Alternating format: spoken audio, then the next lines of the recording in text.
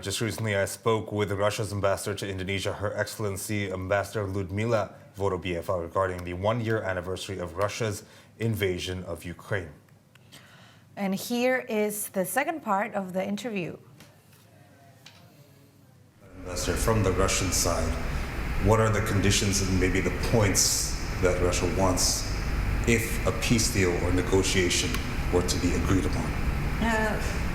It has been mentioned by our president and our leadership many times that our targets are very clear.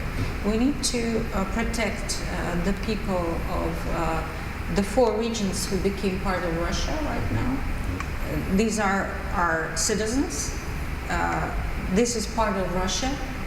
They've held referendums.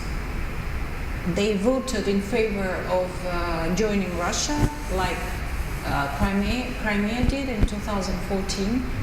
We accepted them, so we need to protect them. And they will be protected. Their security will be ensured. The security of our own country will be ensured. And of course, the demilitarization and the denazification of Ukraine, we need to be sure that no threat will come to our country from Ukraine. Okay. Would you say negotiations at this very moment, with the conditions we are seeing now, are they impossible? Again, we don't see any intention from whatever the words are from Kiev or West to start this kind of negotiations. The peace plan, which was mentioned by Zelensky even at the G20 summit in his video address, it's absolutely, it's unacceptable because it says that the Crimea should go back to Ukraine, that these territories should go back to Ukraine.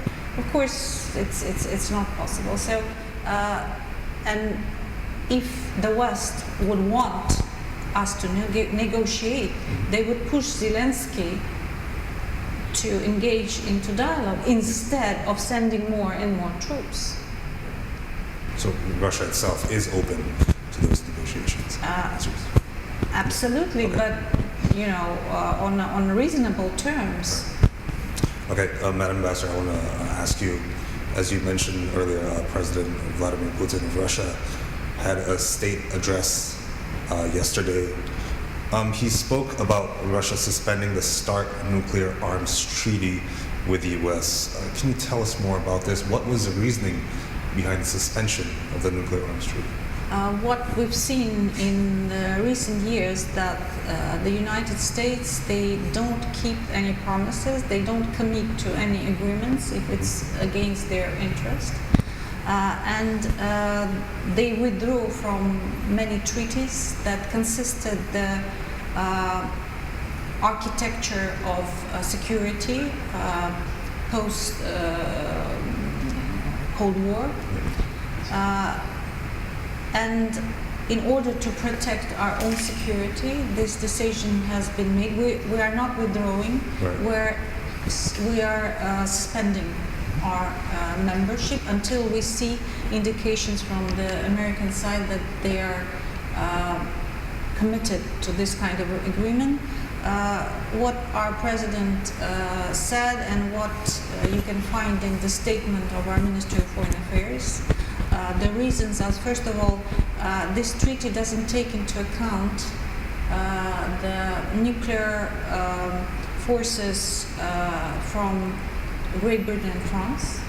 And in this kind of deteriorating geopolitical situation, when we don't feel safe, if there is a major conflict, how can we not take into account these nuclear forces?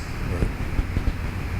Another thing that this treaty provides for verification and inspection of military bases and military infrastructure objects in both of our countries.